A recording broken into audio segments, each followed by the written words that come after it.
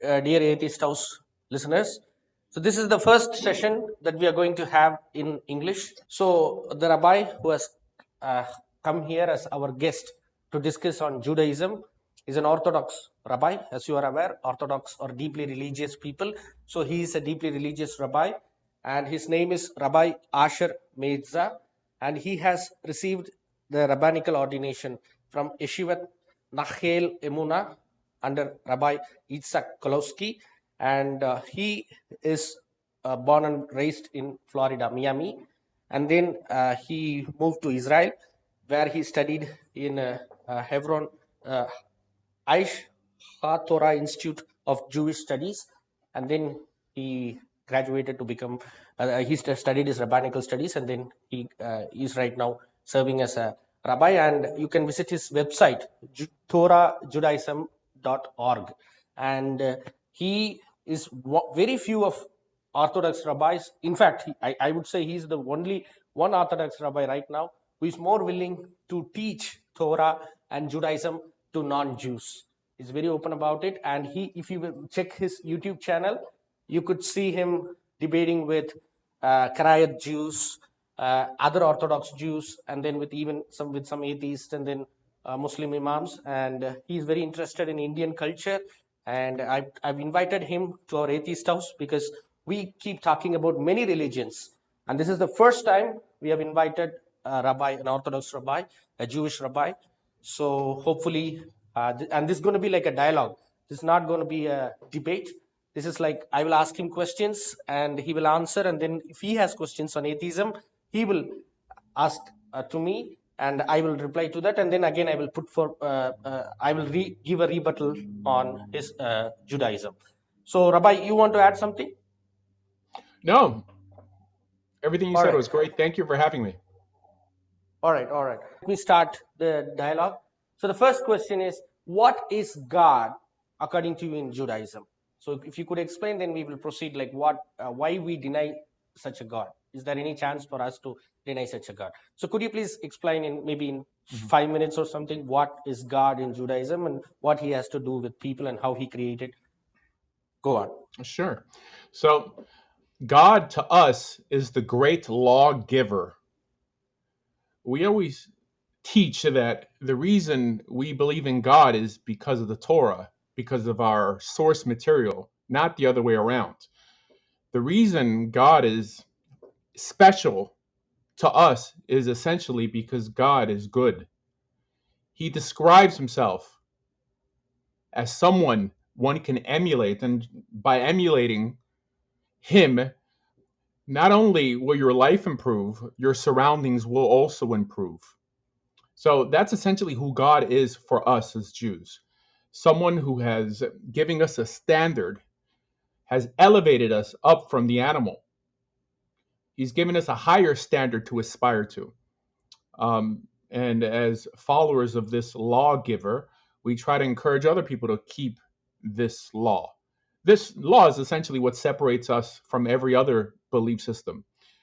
That's how we know who you worship, depending on what that God expects from you. So, our God expects from us to keep his instructions. His instructions, they're detailed, they're outlined in what we call the Torah, the 5 books of Moses. There's around 613 of these instructions, and that's how we please this God, by keeping his commands, his code. I don't think I'll need 5 minutes to respond to that question. Okay, so you believe, okay, we as an atheist, we don't believe there is something called a personal God sitting up there. So our question comes is like when you say if God is good, so we take it like, what goodness is. Goodness is something that we understand that, one who gives food, one who nourishes us, one who protects us from diseases. But the world that I see, nowhere I could see there is goodness. But I could only see, some goodness. Yes, there is goodness. Yes, there are people who could afford for food. But does that happen all the time? No, there are wars, there are famines, there are cyclones, there are earthquakes. So first concept is, so if you believe that Judaism says my God is good, then the question comes, is he really good? So and I Mhm. read Torah, and I find out that many instances God was very jealous, and he was like more like a cruel dictator. So how would you respond to Mhm. that question?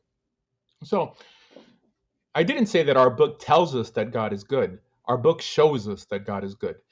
I started off saying that the reason I believe in God is because of Torah, meaning that I don't believe in Torah because of God, i.e., revelation. Meaning, this book first had to make God likable to us. We first needed to have the ability to, in some way, decide if this new idea would be a net gain versus a net loss for the world. Now, it's true that there are things in this book that I have to contend with, things that don't always make ethical sense to me. And I think that the better way to gauge this is by asking, what does an atheist have to contend with? Meaning that as much as I have to contend with, right, with things that don't make sense to me in this book, an atheist really has to contend with everything else. Meaning he has no book. He or she has the difficult task of trying to come up with reasons why we're here, why I can't kill shoplifters or people who don't wear masks, right? An atheist is philosophically left alone to reinvent the wheel ethically himself. And being that every atheistical society has only left a trail of death and carnage, that shows how well they're doing with that. Meaning that this main book or code, this is essentially what has helped us civilize the world, not Plato's Republic or Aristotle's works on ethics or the Odyssey or the Iliad. It's essentially this book or these set of books in what we call the Bible. All right, let's. I'll the question you also have put a subtle question that atheists Mhm. lack. We don't have a proper philosophical, I mean, ethical grounds. Well, we decide our grounds based on our survival, which I would explain you later on evolutionary biology. So first, Mhm. so you understand that Torah gives ethics. So according to you, the Torah has said that it's okay to beat a slave, so and have a slave. So you are, which means like you acknowledge that is it any way sensible for a human to treat another human as a slave? Like for 7 years he has to be like a slave, and seventh year he wants to free, you have to cut off his ring his ears or something, like you have a verse in Mhm. Torah like that. So how you think these are ethics? And then if a woman is not a virgin, you can stone her to death. Mhm. So you believe that this is ethics? No. So the notion of a slave in the Torah is twofold. There's two types of slaves. There's a Gentile slave and a Jewish slave. In terms of a slave that goes free automatically after 7 years, that's only a voluntary slave. That is a Jewish slave who needs the money. And there's some people who really would rather be taken care of than control their own lives. That's one side of the coin. The other form of slavitude of slavery that appears in the Bible is the notion of um, indentured servitude. That that alongside with people, excuse me, people who are captured in wars. However, these slaves are not permanent slaves. These slaves could actually go free if they're able to change their behavior by essentially becoming fully Jewish themselves. Because in Judaism, when we adopt a slave or when we take a slave for ourselves, we partially convert them to our religion. And by fully becoming Jewish, they can free themselves. The notion of slavery is not new to this planet. As a matter of fact, America has one of the greatest incarceration rates seen anywhere in the world. Now, I don't know what you would call that, but a slave. People who are forced to live in cages for things they have done. There's many times that people living in those cages are the very combatants that we faced in the battlefield. We have a place called Guantanamo, where we keep Al Qaeda people who were trying to harm us, right? Why is that any different? So this notion that everyone should have the right to live freely, uh, no matter how they think or how they behave, I think it in itself is a barbaric one. The notion that there's no standards, that everything is allowed. No, I think that slavery many times is necessary, although there are some cruel examples of it, like the transatlantic slave trade, that we should never condone. That the Bible does not condone kidnapping individuals and making them work for you. But in terms of grabbing combatants, people who are trying to harm you, and in some way trying to civilize them into your philosophy, and once they're willing to adopt your philosophy, you free them. This is what the Torah teaches. I have a whole video called "Slavery and Judaism." Just look it up on YouTube, and I bring down all the sources. It's not as cruel as people make it seem. Now, there are some parts of the Torah that I don't have such an eloquent response for. And these, like I said, are things I have to contend with, but they're minimal compared to the bulk of what atheists have to contend with. So you'd have to bring up a better example than slavery. I'm pretty sure you don't know many Jewish people who have slaves. I mean, we have the internet. If it was such a great part of our religion, we'd see more Jews with slaves, right? I mean, slavery is still alive and well in the world in places like Saudi Arabia, in Muslim countries, but not in Israel. So it shows that there's validity to what I'm saying. Jews do not just take people as slaves. Okay, so I understand that you wage a war with a neighboring country, and then those people who lost the battle, you take them as slaves and they work for you. And if they want to become a Jew, you free him up. So that's what I understand in a short summary. Yeah. Well, before we go to combat with anyone, assuming we were living in a proper Jewish nation with a king and a priest and a court, we would first offer those individuals peace. And we also have a law that whenever we besiege a city, we always allow one portion of that city open for people to run away. That means people are not forced into battle. However, those who are dedicated to your destruction, I think it's almost an act of decency to not just slaughter them completely, especially when they've given up, but to give them a way out. Now, this is, of course, post the conquest of Israel. There were different laws that were applicable before Israel became a nation with actual borders, and there was an exception made with the 7 Canaanite nations, especially nations that tried to harm Israel. And these are exceptions that we see where Israel was not as hospitable because those neighbors were essentially trying to eliminate Israel. But when Israel's attacked, uh, even in wars of expansion, I'm talking about biblical Israel, the rules are pretty decent compared to how other nations, uh, for example, at that time, we can't forget Genghis Khan, how people like this waged war. I don't think Israel has a track record for cruelty, for bloodshed, for carnage, like Rome and Greece had. As a matter of fact, it's actually the Jewish God, the notion that we have a God that just by emulating him, your life and your society would improve. If we compare this to, let's say, Hindu gods or gods of Greek or Roman mythology, those gods behave worse than people. They themselves would kill. They themselves would rape um, unjustly. Now, all rape is unjust, but not all killing is unjust, obviously. But you can continue. Okay. So you said destroying an entire nation is applicable only to 7 Canaanite nations. So I am thinking as one of the 7 Canaanite nations. And yeah, maybe my parents, would have thought to kill the Jews or the Israelites. But I'm a small boy. Why does God intend me to be slain as well? Because if you read in Torah, it is specifically mentioned, do not leave even the sheep, even the cows. And he has given one point, like in Tanakh, we could read that God was really angry with Saul because he did not kill all the Amalekites, and he took some of the cows and sheep. So what mistake did I do? I mean, I don't find your God as a justifying or a good God here. Mhm.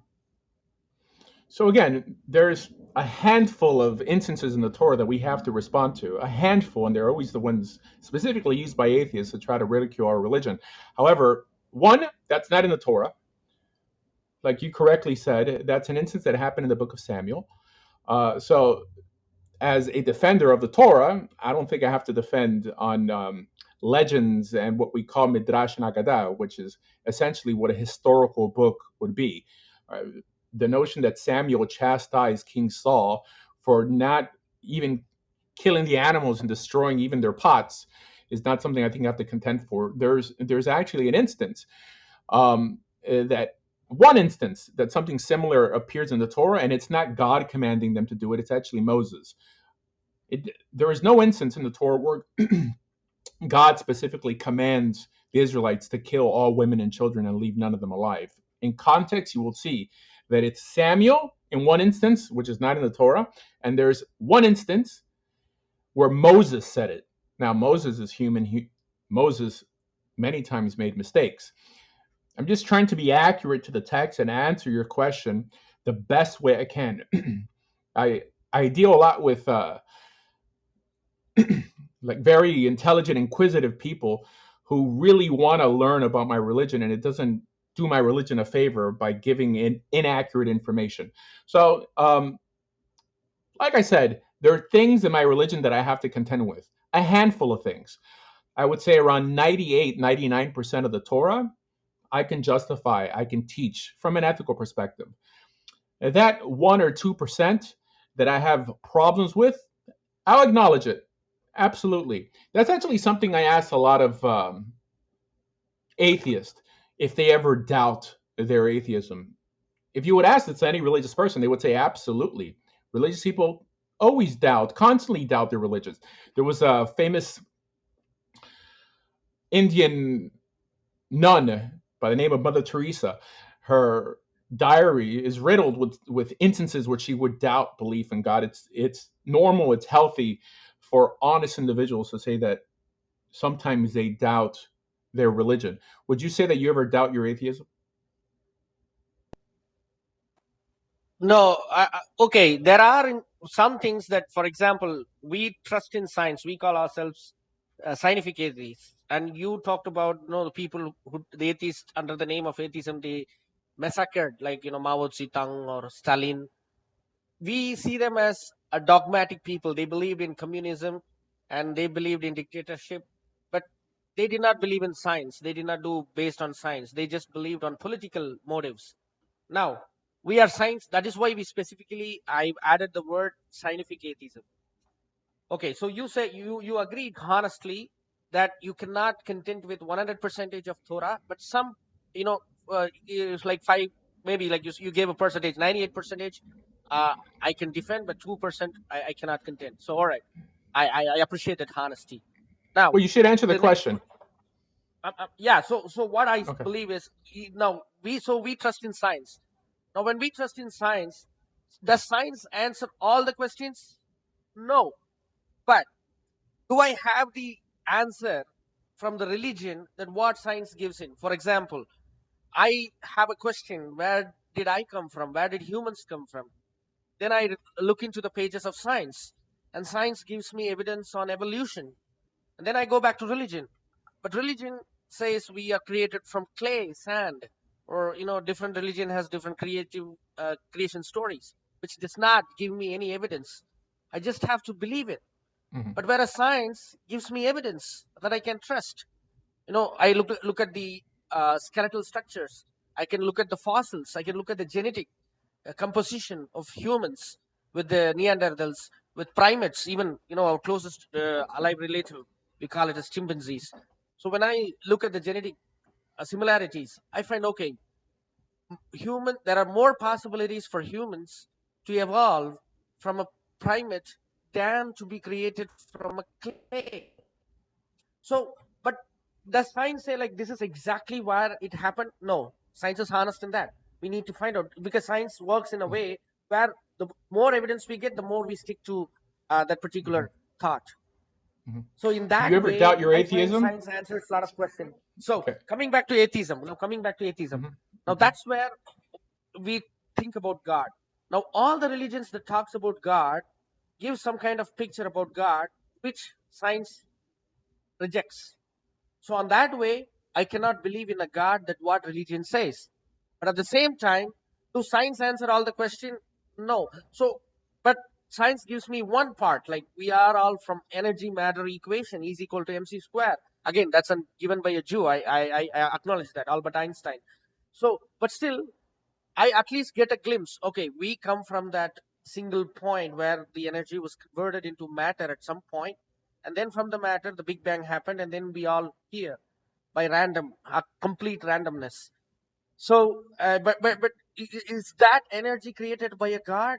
Then again, that could be a possibility. That's all I can say. But again, if the God comes in, the real God, if the Creator comes in, still I can study him scientifically. I can look at him like from where he's getting his thoughts, how his circulatory system is, how his nervous system is, how does he respond, what kind of language does he use.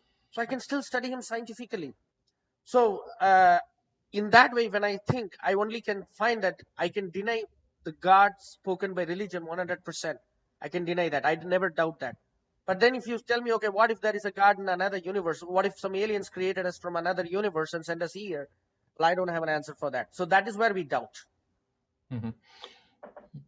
You mentioned evolution, so I don't see evolution as an actual blow or an actual attack to my religion, excluding the notion of common descent, right? The idea that all life developed from one common organism. That is a little harder to justify within our text, meaning that the evolutionary process could, at its inception, had a first mover, someone who got the ball rolling, and then fast forward to the sixth day to declare that this man or version of man is akin to my image, i.e., the one that resembled the image of God. Maybe this is possible. Right? I mean, Darwin himself said that he had a hard time making sense of the complexity of the human eye. I mean, he actually used the word absurd. He said that it is absurd to propose that the human eye evolved through some spontaneous mutation of natural selection, right? Really solidifying the idea that even evolution is still a theory, right? But what really makes less sense to me is why atheists gravitate to Darwin when Darwin himself believed in God. Yet, now, he was critical of religion, right? I mean, he called it a tribal pursuit, right? But God as a first cause, which is what I just said, someone who possibly got the ball rolling, right? This would at least make Darwin what we call a theist, for sure not an atheist. Meaning that being a Darwinist and a theist is not mutually exclusive. Uh, you mentioned Einstein correctly that he was Jewish. Now, I don't know if you also know that Einstein also believed in God. He was not an atheist. And I think that perhaps you're not an atheist either. Perhaps you're what Darwin and possibly Einstein were, which were optimistic agnostics, which is just by a simple fact that you're treating me so kindly and respectfully, it means that you just don't know or can't prove the existence of God, but you're not warring against the idea of there being a God, which is essentially what being an atheist describes. Someone who reverently announces that there is no God. Not that, you know what, I'll believe if you show me more proof or more evidence. And I think that's the camp that you would fall in. Okay, I just want to answer your question on Albert Einstein. Yeah, Albert Einstein believed in God, but he did not believe in a Jewish God like how you believe. He Mhm. never believed in a personal God. He has mentioned that very clearly. And he believes in a God of Baruch Spinoza. Again, you know about the philosopher of Sure. Baruch Spinoza. He's Jewish, obviously, but Correct. then he spoke against Judaism as well. No, no, no, no. So, He yeah. okay, okay. I mean, just to be accurate, regarding Baruch Spinoza, he spoke against modern day understandings of Judaism. He did not speak against the Jewish Bible or the Torah. Well, he did not agree with some God talking to Moses or to somebody who came down to Sinai. He rejected that, right? Yeah. You Right. Well, he rejected the taught something personal God. called panentheism, or some in a short way say pantheism. But it's it's a theistic God, and that's really the God I believe in, and I believe that's the God that appears in the Torah. A God who created the world and in some way, well, created the world, gave over his instructions, and then stepped out. Not a God as depicted by Christians that acts like some sort of celestial butler. Right. So even if you say pantheist, again, it is again the principles of the basic Orthodox Judaism. Yeah, God cannot be everywhere, or you cannot say if Sure. God is, if you believe God can be everywhere, then every God, every even idols can become gods. Well, the Why Torah did you doesn't take say that idols then? either. I mean, the Torah doesn't say that either. Well, the Torah doesn't say that God could be everywhere, that God knows all your thoughts. This is what Yeah. So, but religion yeah, but teaches, but the Torah itself doesn't say that. yeah, but that's what Baruch Spinoza said, right? The universe could Mhm. be God. So that's what Einstein believed. The universe, because we come from matter, we come from And energy. that's contrary to So atheism, isn't it? yeah, I mean that's pantheism as well, because we end of the day everything that we are from is from the sun, or and again the sun is made of matters and gas and energy, which is again So the two energy can people you neither be. quoted are theists. The people you claim to be scientists, I mean, there's a whole list of scientists who were even truly deeply religious, like Isaac Newton. So it's not a mutually exclusive idea. You could believe in God and still believe in science, correct? No, I differ from Isaac Newton. Isaac Newton lived in 17th century, so his principles are completely different. On the day when he lived, there was no evolution, and he believed he was a good Christian, and he used to go to church. And so I don't agree with Isaac Newton. But when it comes to Einstein, so he rejected all the really dogmatic religions present on earth, because he said like none of this God, the personal God that you're talking about, a God who's interested in Jews, who interested in Prophet Moses, and spoke with him. So that kind of God, no, no, no possibility to exist. So that's what we stick to. So that So makes you that an agnostic. It doesn't make you an atheist. okay. Again, then what is God? That is why I started the question from what is God. Then you said God is someone who gives commandments, who loves us, who Right. is good. So then I find him like there is no possibility of somebody living like that in some part of the universe. So that is where we are atheist. Now, Uh, the question mhm. where we cannot answer is from where it all started. That science has yet to find. Like we are into string theory. I don't know. Perhaps maybe in another 100 years we would be able to sort that out as well.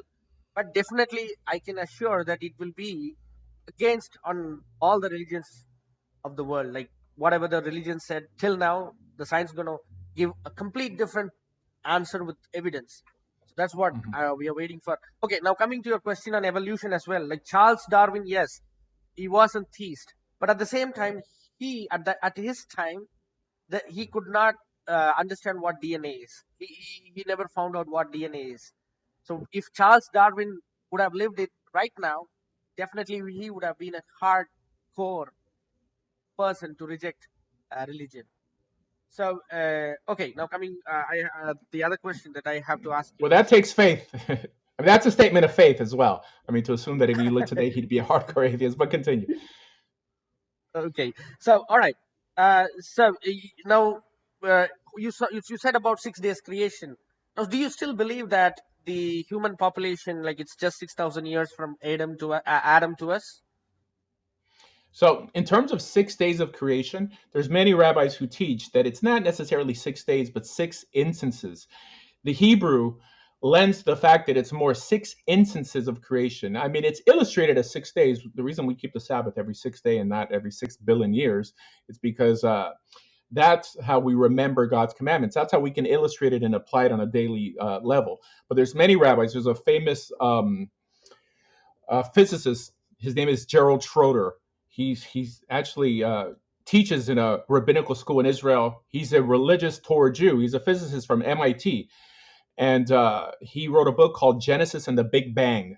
There are many rabbis from this frame of thinking that don't limit it just to 6 days, but perhaps 6 instances of creation. So the notion of it being more than 6 days doesn't make or break our religion. It's even uttered by King David. Now, of course, I know this is in Torah, that a day to the Lord is like 1,000 years to us. So it's not it doesn't have to necessarily be 6 days. If someone, like I said, there's many rabbis who teach it like this, thinks it's more than 6 days, they're not considered heretical in our belief system. All right, but if that is the case, then there is a verse in the Torah that says, so the morning and the evening were the first day. So they clearly mention what is evening. Yeah. So why do you? So that's why I keep asking, why do religion have to change as per what science says? Now, for example, if I go to Rambam at his age, at his days, if I ask him, did God create it really on 6 days? Then he would count the 24 hours and he would say, yes, it is 6 days. He would never give the answer that what that MIT guy that you said. Mm-hmm. Yeah. So, so many millions Jews believe in a wrong version of creation, wrong version of days. And now when science finds out something, then suddenly you keep changing. And so, that's not 24 hours of 6 days, that's 6 eons or 6 stages. So you change your religion with respect to science. Not What do you say? necessarily. What would Okay. you, how do you respond to it? So not necessarily. It's because the Hebrew allows for it. There's some things that it doesn't allow for. If I'm now, the truth is the age of the universe, and for sure the age of man. And now, if you believe in evolution, perhaps you have different stages of how old man is on this planet, depending on what form of man you're describing. If it's a Neanderthal, if there's not one answer to how old man is. Even debating with deciding on what man you're focusing on, right? The evolutionary science will give a different date. I'm just telling you that according to the actual Hebrew, it could be explained differently.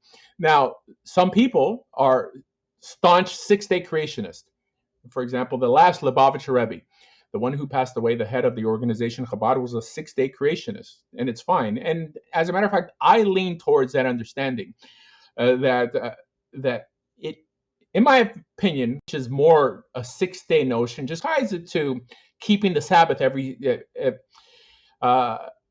seventh day, essentially, that we rest, that we work for 6 days and rest in the seventh, right? But it could be understood at 6 instances, right? I mean, no one could debate that it could be understood that way. But it could also be understood the other way as well. I mean, there's things that science and scientists are discovering nowadays that they didn't know back then. There are many theories that were put forth, scientific theories in the 70s, that are non-existent nowadays because we know more. And there's things that science don't know, like the notion of dark space. There's many things that baffle the mind of scientists, and not to mention, you mentioned the Big Bang. Right? It's kind of hard to have a Big Bang without someone essentially lighting a match. Right? So there's many things that you may consider some force out there, but it seems that your issue is more with modern day religion, and like you said, not with the idea that there might be a God.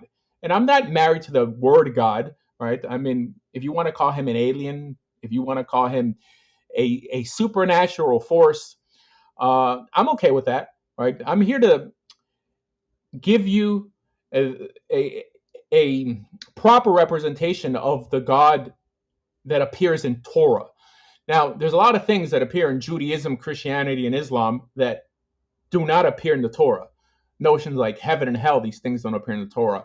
The notions of what God is or what God isn't, these things actually don't appear in the Torah. The Torah only really lays down God's will, his instructions. It seems that the God of the Torah cares more about how you behave and not necessarily what you believe. According to the narrative in the Torah, it describes revelation. The revelation is the instructions we received from God, but that revelation didn't necessarily include the creation story and didn't include the story of the flood. All these things were compiled from legend. Fine. What makes God to us is the notion that he's good. That means if this God was no different than any other God of the ancient world, then he would be just as disposable and as irrelevant ethically to us today as every other God of the ancient world. But by the simple fact that overall, I'm not saying in terms of uh, being able to give a proper ethical response for every verse in the Torah, but overall, this God is unique by the simple fact that He's benevolent, he's patient, he's kind. He cared enough about humanity to give us a standard to aspire to. This makes me believe in this God and ultimately care about this God as much as it seems that he cares for me for by wanting to give me a better standard to aspire to. He cared enough for us that he gave us rules to ultimately separate us from animals. So the religion of Judaism, I think it's a little more sophisticated than Islam and Christianity because it doesn't build and doesn't rely so much on faith. It relies on actions. And it really encourages the reader to put it to the test. And I think that it's no secret that it's essentially been this book, the Torah, the book that has essentially civilized the Western world. I don't know much about India. Um, but that's the main reason I remain Jewish, and I encourage other people to become Jewish because of how influential this book actually is. Now, in terms of atheistical movements, because you mentioned Mao, um, we have to acknowledge that atheistic non-religious pursuits have killed more people in the last 200 years than all the wars fought over religion in recordable history. At least 180 million deaths just on social democracy or communism, whatever you want to call it, from the Russian Revolution, the purges, the 40 million attributed to Stalin, 70 million attributed to Mao, 2 million attributed to Pol Pot. And this is not including North Korea, Cuba, Angola, Nicaragua, Vietnam. It not to mention all the state-sponsored genocides, which were essentially secular, not religious pursuits, like the Armenian genocide or the Holocaust, right? All these things done for non-religious reasons, and for some people have the audacity to propose an atheistical lifestyle after this track record. I think it's safer. It's safer, and I tell this to atheists all the time, that it's safer for atheistical people who are just not convinced that there could ever possibly be a God to live like there is a God for the sake of their community and their children. We know that children who grow up in households without any belief, nihilistic households that encourage walking around feeling like you're a piece of cosmic garbage, that there's no purpose in life, these kids grow up with depression. They're not very chaste. That means they sleep with the first person that shows them some compassion. Clearly, kids that grow up with religion not only are more charitable, they donate more of their time, they live richer, fuller lives. So just on that basis alone, I encourage atheistical individuals to live like there is a God for the sake of their kids. And in this case, to live like Judaism is true, then God forbid having their kids become radical Muslims or radical Antifa atheists. But you can continue. All right, that was very strong. Ooh. Anyway, I would like to respond to it. Again, the atheism that we are preaching is all about scientific development and science, understanding the science, how the natural world is. Now, okay, I agree. Yes, the secular government or communist government, they kill a lot of people. But again, in the right now, if I see the people, the country that is more irreligious tend to be more developed than the country that is deeply religious. Say, for example, I take Scandinavian countries. I find people are moving away from the churches, from the synagogues, or if they're Jewish, I mean, they're more irreligious. They're trying to be as religious as they can be than their ancestors. And they are more developed countries.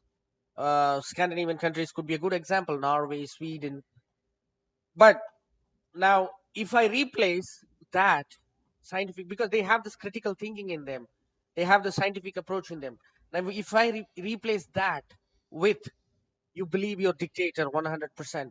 Say you mentioned North Korea. North Korea, they have a lesson in their school books that Kim Jong is from the sun. His family members are the planets. They have some bullshits like this, which is again, it's just they are just replacing religion with communism or their version of communism. Which, if you have scientific thinking, which you have, if you have critical thinking, you would definitely reject it. Now, coming to the religious again, the religious thinking, if you believe there is a God, then you need to, or you will also tend to believe, okay, I need to worship him. I need to, create a community where I can worship. Now, when that the word the community comes in, again, there is some person who tends to mislead the people. I could quote a number of examples, like how you quoted communist dictator, atheist dictators. I could quote a number of people who cheat poor people or illiterate people in the name of religion and make them fanatics and make them lose their money, lose sexually exploit them, and it is happening. Even in Israel, I've noticed like one chief rabbi of Israel, he was arrested on bribe charges, corruption charges. So Judaism is no exception to it. So this is not about. I understand this is not about being irreligious. This is about how literate you are, how good you are in critical thinking, how good you are to understand science. Now, if somebody comes and teaches me, tells me that God has instructed me to do so and so, I would say, "Okay, what is the proof?" Now, the moment I ask this, he cannot give me a proof, so he cannot misguide me. Again, you say that science, according to science, we cannot find the purpose. Well, there is a purpose. I see evolution. I see how the other social animals, an elephant, as you believe that elephant doesn't have a soul, a nephisha, an elephant which sees a small elephant, an elephant calf struggling in a mud, and the elephant is nowhere related to that calf. Still, it tries to take the elephant calf from the pit. So there is the helping nature I could find even in the social animals. So man and science answers. Again, this is not from somebody. Again, I have to surrender you here, because this is again from Yuval Noah Harari, who is another Jewish origin, who gave this book, wonderful book, Sapiens. And I find that book making more sense. How man created religion, how man created ideas, virtues. Why should not I have sex with my own mother? Sexual intercourse with my mother. So that is where that answers a lot of questions. Then I listen to somebody who comes to says, "Oh, this God told me don't do this. God told me do this." So that makes more sense.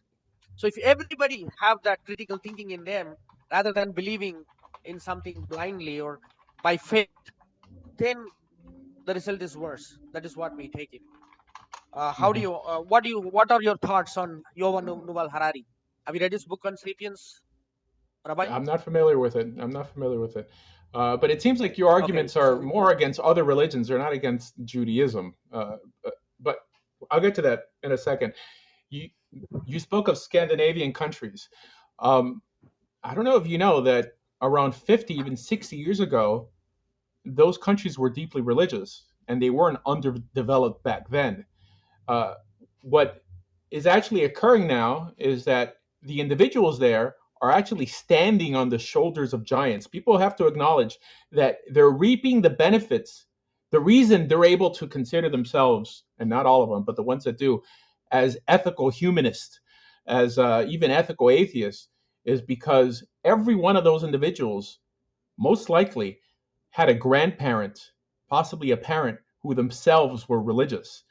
They weren't reinventing the wheel ethically. And I would say the same for people from India. People who claim to be ethical atheists could only claim to be ethical atheists because they had a parent or a grandparent who instilled ethical values that came from their belief system. And I'm not in any way encouraging people to remain or become Hindu, right? I'm here to encourage you to become Jewish because I think it's the more reasonable, purposeful path. However, we know that these secular societies nowadays that seem uh, to be moving out of the third world very quickly, these societies do not reproduce. They don't replace their numbers. They have to import workers in order to have individuals to pay into the system just so they can retire. That means what we see in Europe with the huge importation of refugees, religious refugees, is going to ensure that an atheistical lifestyle could not exist more than 2 generations because they don't believe in marriage, they don't believe essentially in reproduction. So in itself, it destroys itself. Um, I think that your pursuit is more of a utopian one, only because religion is not perfect. You are going to rely on a nihilistic existence. I don't think that in life things are between what's utopian and what's horrible, but the best is the enemy of the better. You typically have to pick between what's good and what's just a little better or what's not so bad. And I think that's the mature approach that many religious people have have tolerated. That's the pill they swallowed when they remain religious, because they see that it works, and it's worked till now. And the reason that your parents chose in the vast majority of cases to even have children is because of their religious values. Now, there's a lot of problems with religion. This is why I encourage people who happen to be born in a belief system that seems a bit primitive, that seems backwards, to consider another belief system that's less primitive. I started off by saying that I think Judaism proposes the notion of people being optimists, agnostics, more than people who are blindly faithful. God understands that there's times that people are going to doubt him. But this is why it seems that the God of the Torah is more preoccupied with how we treat each other than essentially with how we treat him. This is why he doesn't put any religious tests of belief, right? He wants you to act. Now, this is akin to a parent just making sure that siblings treat each other well more than treating them well, right? So I encourage people to look into Judaism. Uh, I have over 1,000 lectures online. If you go to TorahJudaism.com, you look up my name on YouTube, Asher Meza, and I describe a more purposeful, rational form of Judaism. Clearly, there's different forms of Judaism. Even Islam and Christianity are types of Judaism just because they're offshoots. But I propose for people to look into Torah Judaism, a Judaism that's based essentially on the 5 books of Moses, and realize that a lot of what they dislike about religion, it does not appear in the Torah. It's created by man, and it's created by man to utilize the people, to take from the people. So that's my response. All right, so it's going to be 11:30 soon. Then we will open it for audience. So my final question is, all right. So you said atheist, being an atheist also it makes you less interest to reproduce. To some extent, yeah, some atheists would find like, why do I have to have children? But again, science teaches us to have clone. I'll clone my own son. I'll give my cell. My clone. All I need is an offspring, my DNA. So even if I have a child, I have to share 50% of gene with my wife. But if I have cloned my own, it's going to be 100% of my Vasanthan. I can grow him up. So science gives away. Anyways, so again, now let's open up to the audience. So thank you for coming and talking to me. Let's continue the session. Like, maybe a month once we'll have session like this. So right Jai now Hind, I'll open the Jai session for the Hind, audience. The audience Jai can Javan, hand. Jai No, Kisan, Rabbi, Jai we have Bharat. one No, more hour left. yeah, Rabbi, go we for have it. one more Go hour for left. it. So, I'm so here. I know. Okay. So I'm opening the session for the audience to come up and raise their questions. So audience, because in the comment I can see that, and also personally they have messaged me. They have some questions for you. So audience can raise their hands and they can come up. The hand raise option is open, I believe. Just give me a second.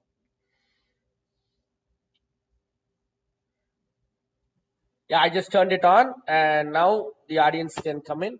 So, audience, make your question small. I'll give you only 2 questions. First question, and then if you find that Rabbi's answer is again you have some doubts in that, or if you find my question is not uh, perfect, or you have some if mistakes, or you need to correct me, again, I'll give you two questions to ask, and then please do not, Rabbi is gonna anyway is gonna come every once in a month or twice in a month in the session on a Sunday.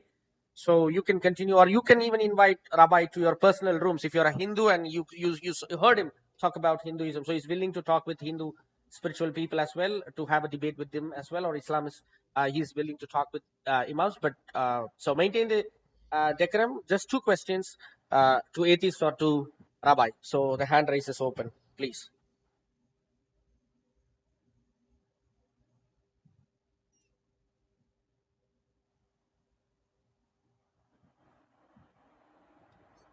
Jai Hind. Jai Hind.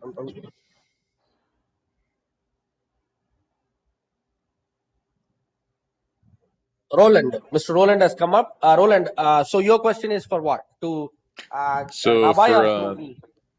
Rabbi, um, Okay, okay. it just seems like a lot of the things you were saying just weren't really well fleshed out, right? Like when you were talking about ethics, for example, what would your response be to something like this? If I were to say that Confucianism, for example, predates Torah ethics by quite a while, and we derive things like the golden rule or things like that. And then also Vasanthan was speaking about kind of how ethics can be derived from social systems in which individuals want to interact with each other equitably. And then even if we were to accept something like that, there was some earlier benefit to how ethics were presented by some of these religious systems. Do you not also think that utility can kind of lose its usefulness? For example, like how if I had an outhouse, it was a very useful way of getting rid of waste, but now we have indoor plumbing. Like, why would I still have to rely upon the system if we have better ways secularly in which to promote well-being and promote caring, and use logic as a rationale for getting to these answers, absent some kind of faith-based system? Mhm. Okay, so for sure, there's many systems out there that propose ethical ideas. There are many laws that not only appear in the Code of Hammurabi, in even in the story, the Epic of Gilgamesh, the Book of the Dead. Um, the understanding is that we have a track record for this system working, meaning that the Bible, essentially the five books of Moses, is consistently ethical, or it's more consistently ethical than these other systems because we don't have society built off of Confucianism or Shintoism or any system that may have predated Judaism. The reason we could proudly defend this book is that it consistently works better than the other systems out there. No one is saying that there aren't ethical ideas in other systems. Just that the West, essentially, I'm not too much familiar with the East, is built off of the biblically based system, the Judeo system, and not Confucianism and the such. And the idea that why do we rely on something old when something new could do a better job? But that's a thing. Any new pursuit to try to reinvent the wheel ethically or to improve on the initial system has failed. Now, you can embellish the initial system. That means you can take an idea that was given in a primitive context and apply it today, but you would essentially be recycling a biblical idea. It's not you can't claim it for yourself, right? I mean, clearly the Bible is limited to so many pages, and it was essentially written when it was written for a specific people at a specific time. But it's ethical enough that the founding fathers of the U.S. Based their constitution and their whole existence on the freedom to follow this book. I don't see that any atheistical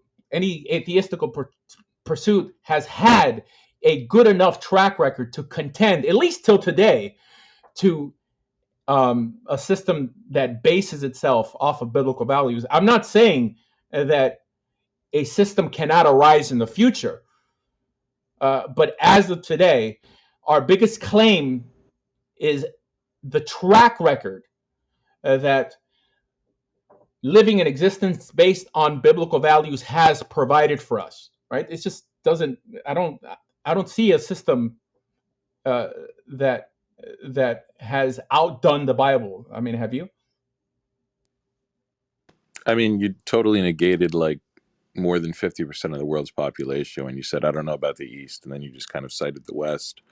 But yeah, I mean, I'm just being honest. I'm just yeah, being honest. but don't you see how that's kind of like an argument from incredulity, that you're saying like you don't see how other systems could do a better job, and then you very honestly negated more than 50% of the world's population. I mean, much more than 50% of the world's population. Well, I mean, I can't be everywhere at once. I mean, I'm speaking about places I know and understand. But you sound American. Are you familiar with the religion of the Aborigines, or places that we don't know anything about as Americans, typically? Of course, there's places that you're not familiar with. So, I mean, you're going to speak about what you know. I'm just trying to be honest. If you want me to speak in huge generalities, I could also, but that would just make me look stupid. No, what I'm saying is that it seems like you're making these these far-reaching claims in terms of which system works better or doesn't work better, but you're only comparing them against themselves. Like you're comparing one region that celebrates Islam versus one region that celebrates Judaism or something like that, while ignoring vast swaths of the planet that have no connection to these religions whatsoever and seem to be doing okay. And in terms of the United States, I mean, we're not founded upon, Judeo-ethical systems, right? We made a We very absolutely are. distinctive, We absolutely are.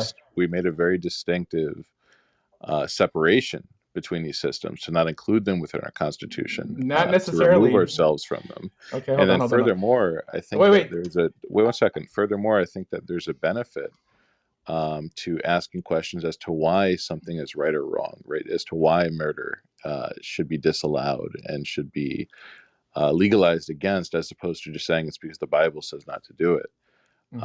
But yeah, I don't know. I guess Well, I let's feel cover like. point by point, because your question Mhm. has many good questions, but Yeah, so Roland, this is going to be a final question. I'm Sure. sorry, Yep. and I have to allow other people as well.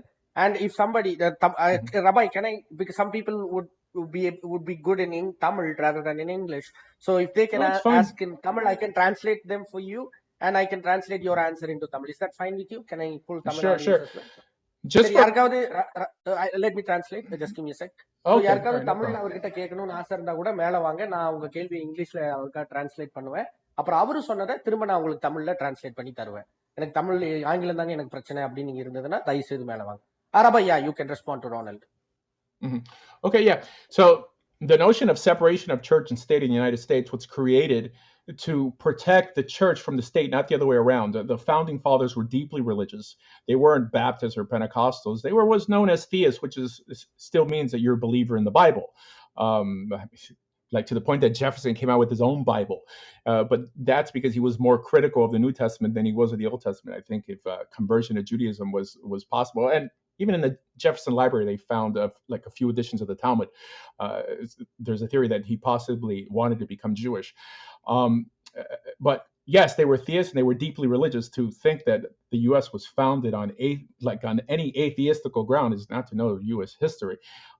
Only because nowadays, unfortunately, there's a great influence of left-wing thought and an attempt to rewrite American history, and for sure to make us look more racist than we really are. All right, everything gets in some way reworded and retold. But I think the issue you may have with what I'm saying is I speak in general.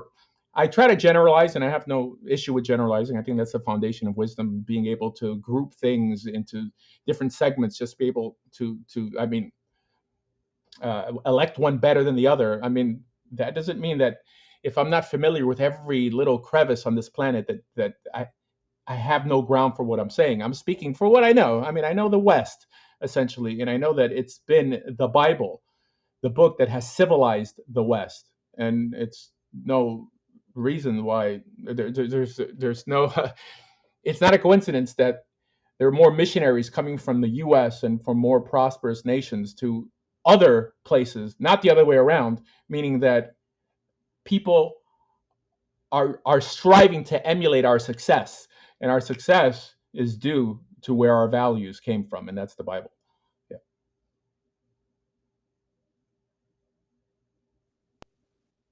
Okay, thank you, Rabbi. Next is Bala. You have a question to me or to Rabbi? Hi, Vasanthan and Rabbi. I'm following this group for a long time, so I have question for both Rabbi and Vasanthan. I have so many questions, but I'll restrict myself to two. Uh, so the first question, what I Go would like to ahead, Bala. ask is, Rabbi, Can you be a bit um, louder? Can you be is a bit louder? oh, is it audible now? Still the same? Oh, give me a Yeah, second. it's okay. It's audible It's now. okay. Yes. Go. Yeah. Okay. So Rabbi, I'm just wanted to ask like. A religion, so is it really needed? What I understand as religion is a set of rules which helps people to um, channelize themselves, and is there a aim for it? Is religion maybe needed like a long ago where people were not organized and things like that, but is it in this current world that is religion really needed? That is the question I would like to ask you. And if so, is Judaism the only place, or is there any other religion people can follow? What is better in Judaism? So that's my Mhm. question. And for Vasanthan, uh, you started with the question like uh, God. So the concept of God is strict to religion, is what I understand. But for atheists, there is nothing called God, and there is no set of rules. They can go by whatever they think. So it's totally opposite to a religion, is what I understand. So is it like totally no rules? Is that what is called atheism? Just go seek for things and then go by what you understand? Um, or is it like there is set of rules, but you just have to prove to the world that there is nothing exists than the physical matter? So is that how I should look at atheism? Thank you. Okay. Rabbi, you want to answer first? Sure. Before I forget the question, my memory is not too good. I think it behooves people regarding religion to at least pay tribute to where their values come from. Uh, you said, does the world need religion? We see that we don't even have to go too far back. The trail of death and carnage that societies who tried to reinvent the wheel, who tossed out religion, what they left. Did they do any better? Right now, it really creates a vacuum when you remove God. In communist China, uh, Mao's little red book in some way replaced the Bible. People would quote the Bible before, but now they were quoting Mao. It's hard to get someone to behave ethically just because you have decided on a set of ethics that are meaningful, that you think are important uh, to be kept so a society could run ethically. Um, right when you try to impose that on someone else who also doesn't believe in God, you in some way try to make yourself God to them. If you propose your law as immutable, as unchangeable, as in some way objective and absolute. However, there's a difference when someone chooses not to murder because they believe a good God commands them not to murder, and all the other commandments that our good God commands us. There's a big distinction to how children are raised. Will they steal something if they know they won't get caught? Now, just from a behaviorist perspective, you can't disagree that your children will come out better if they know that a good God is watching them or is at least aware of their misdeeds done in secret. Because what's essentially wrong from an atheistical perspective if you don't get caught? So, this is why everyone adopts some religion, whether they acknowledge it or not. In the past, people would rely on statements like, "Thus says the Lord," while an atheist just looks at what experts say. But of course, these experts are as crooked as the pastors that these atheistical kids are running away from.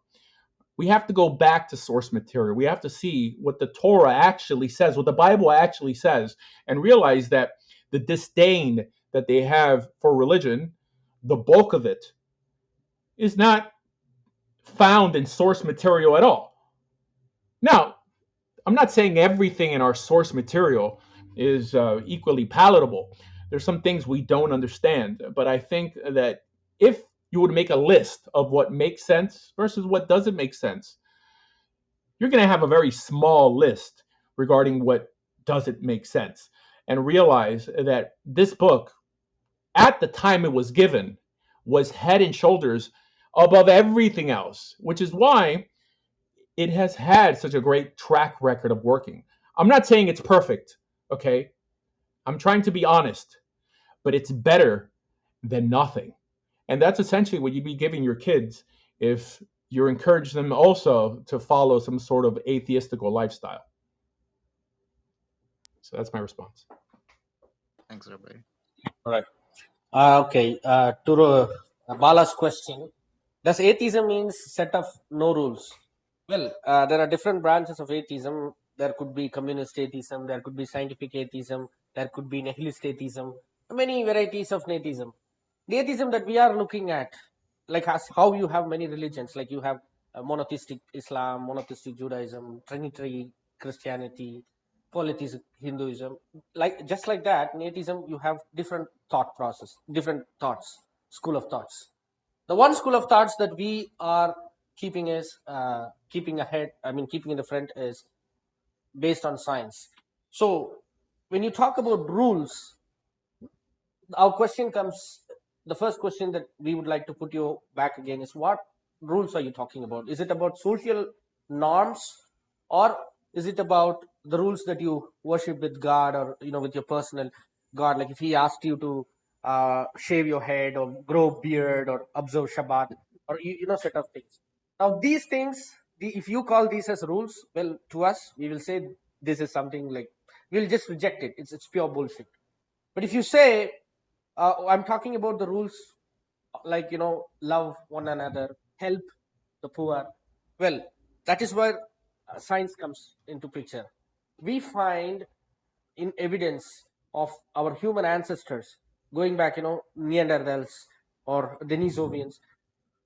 It's been observed that even they took care of old people, they took care of sick people with fractures. We could find that in the evidence of our ancient even ancestors, human ancestors. And again, in Homo sapiens species, we could find in Neolithic and Paleolithic caves and many fractured bones have been taken care of. So taking care, or living as per the rules or the social norms, maintaining a social norms is instinct to us. It has become an instinct by evolution. So not having sexual attraction towards your mother is an instinct. It has become a social norm. The elephants, I look at the gorillas, I look at the chimpanzees, all the social animals, they have a particular social hereditary that they follow, or social set of rules they follow, without not anybody teaching them in the name of Torah or Quran or Bhagavad Gita or Guru Granth. So but still they follow set of rules, like when hunting, they help each other. Of African wild buffaloes, they help, they ensure that they, the strong buffaloes stand outside and the young ones or the weak ones stay inside to protect them from the prey. So the set of rules, if you talk about social, if you say it's social norms, it is in our instinct. And only because of these norms, social norms, we are right now as a society, as an established, well established species, and we are above other species. So if we lose it, if we say no, we don't need any social norms, anybody can live in the way they want, trust me, humans would have lost the race and we would have disappeared long time back. So this is how we see. Thanks, Bala, Vasanthan. your second question. Yeah, thank you for that. And so, how would I see is like you went by instincts, and when you say instincts, some people say that in atheists we don't want children, so that is also an instinct. Is that true, or all the animals or all the species does it think that way? See, we could find this kind of thought, like I forgot the biological name.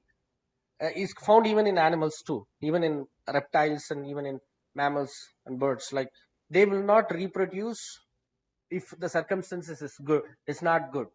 Like for example, I catch a couple of you could check with the zoos. Many zoos, they capture exotic animals, and even though they are male and female, they will not pair with each other because they don't have the interest to mate, because by instinct they know this is not the right way to mate and have a family.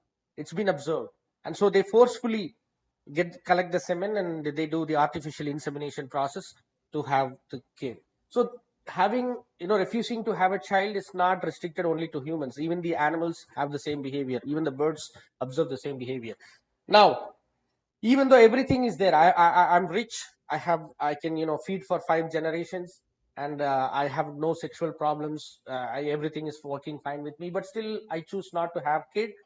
That is something like, arrives, it's not instinct, but that arrives from logical thinking. Like, do I really, it's again not logical thinking, it is his personal interest. Like, do I really need to have kid? What's the point of living?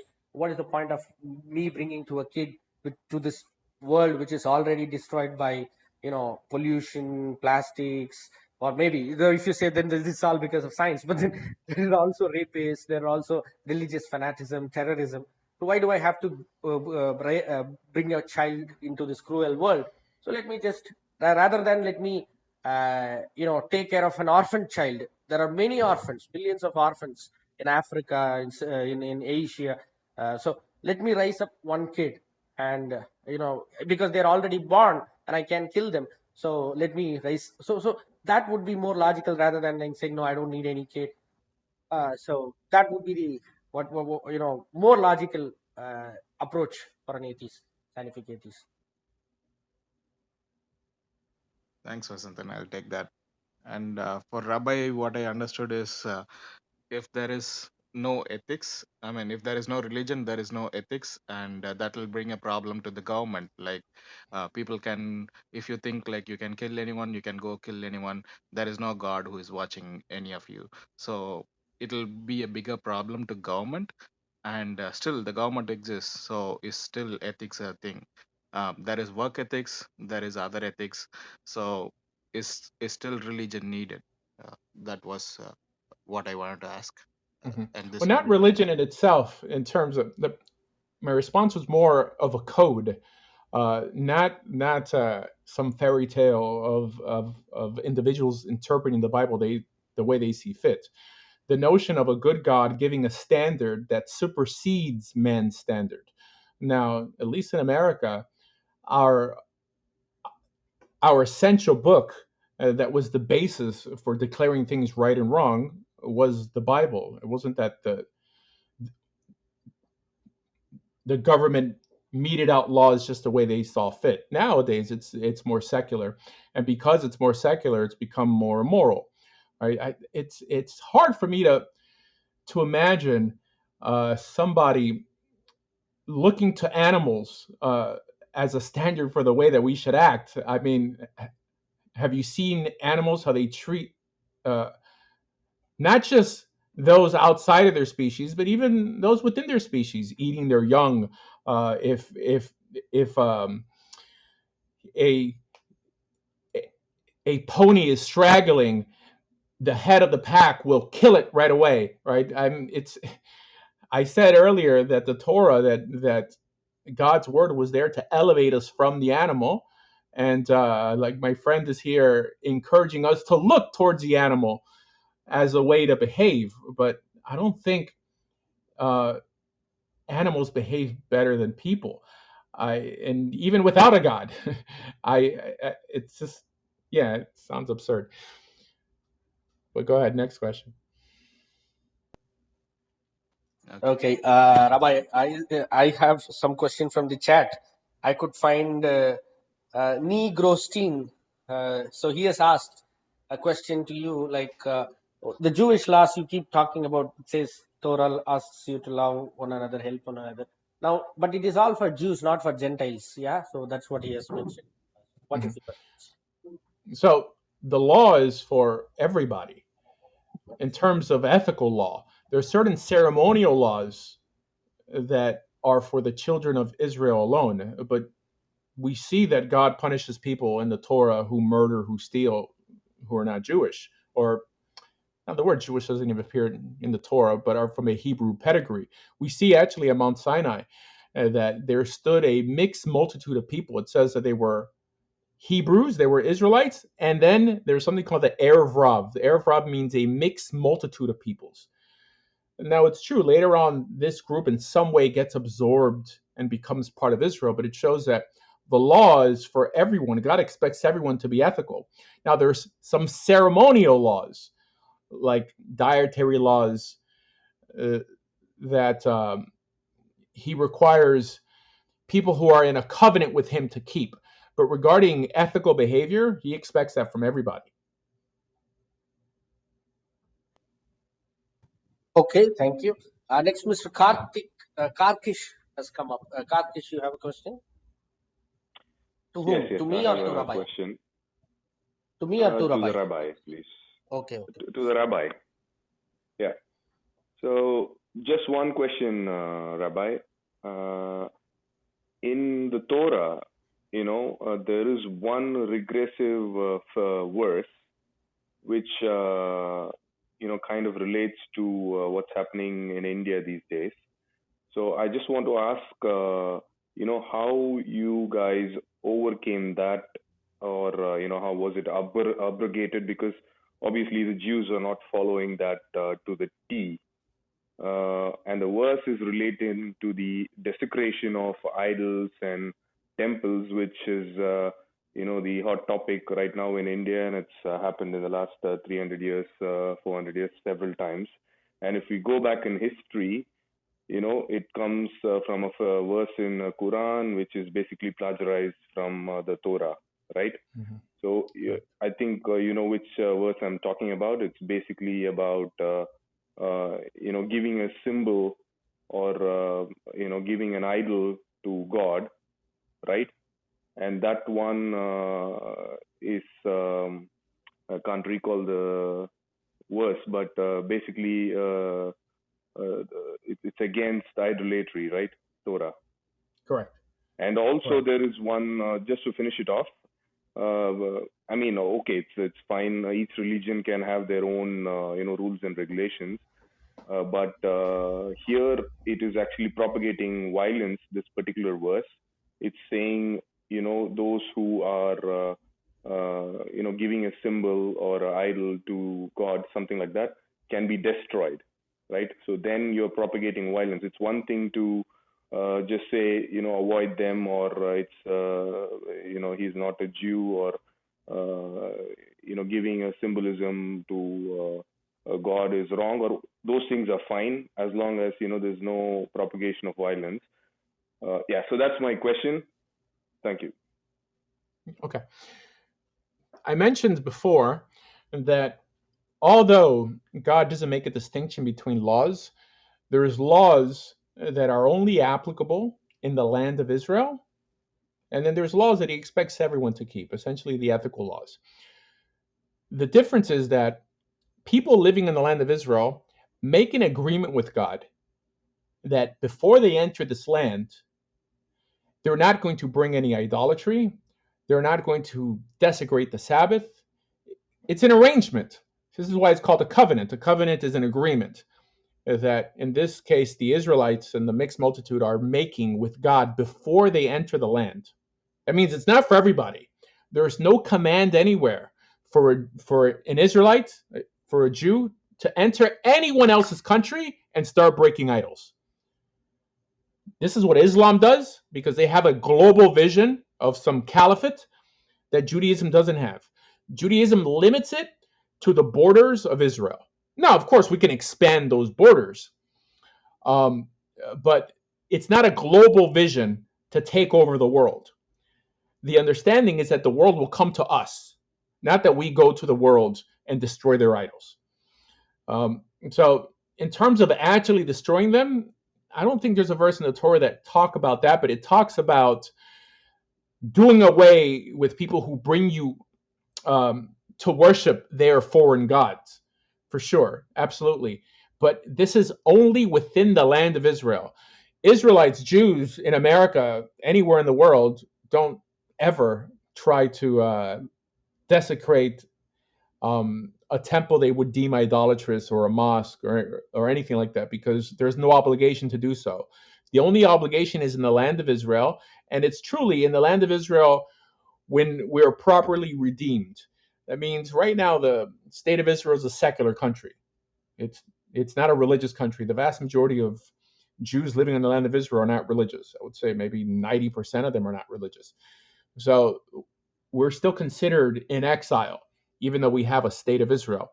The understanding is that once we have a temple with a king and a priest and a court, then we can put these practices like eradicating witches from within our borders, things like that. We could put that into play. But the truth is, being that it's an arrangement that we have to make, an agreement we have to make with God before we even enter the land or decide to remain in the land, anyone who chooses to practice idolatry at a time when there's a court and a magistrate and a priesthood, they're putting their lives in jeopardy. We welcome those people to leave the land, assuming, again, there was a temple, i.e., in biblical times, because it's not tolerated in our country. But not everyone is forced to live in our country. So it's really not the same as what Islam does, that they will invade somewhere and then start torturing their inhabitants or forcing them to convert to Islam. Judaism doesn't do that. So I hope that answers your question.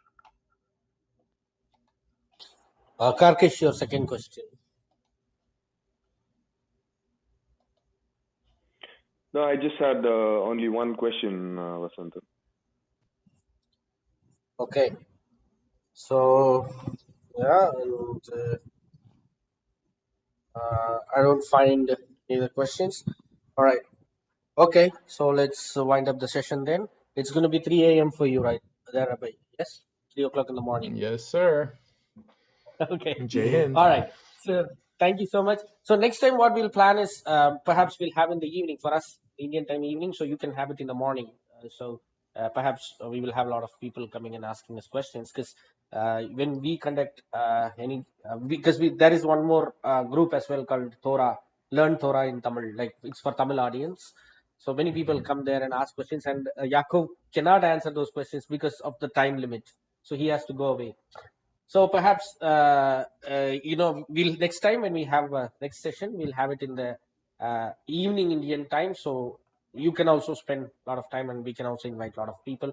And thank you so much for accepting our invitation and participating for almost 2.5 hours and answering our questions. And this discussion is on record, so people who have missed the session, early part of the session, or you just now join, you can listen to our recorded version in the replay. So thank you so much. Thank you all. Thank you for all the audience who came up and asked the questions. And I'm closing the session now. 3, 2, 1.